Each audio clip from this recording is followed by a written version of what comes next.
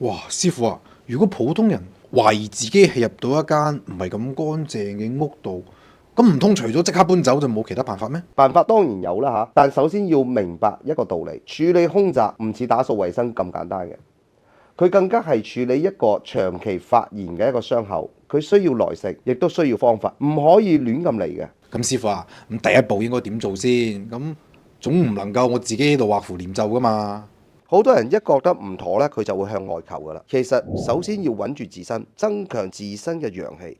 確保自己作息規律。日頭咧多開啲窗，等啲陽光曬入嚟，自身嘅血氣足咗啊，陽氣旺咗咧，咁樣佢就好似一盞更光嘅燈，燈夠光又點會黑暗啦？其次啦，就係要減少一啲陰性能量嘅來源，即刻清理屋企嘅一啲雜物，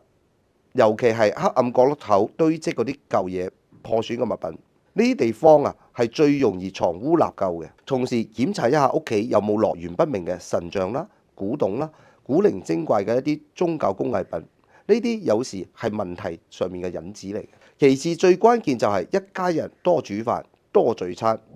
人間煙火氣、笑聲笑語本身佢就係一種非常強大嘅正能量，能夠潛移默化咁樣去改善呢個氣場嘅。咁師傅啊，如果我哋都做齊晒上面呢3點啦，我仲係覺得唔對路呢？如果自身係做得好好，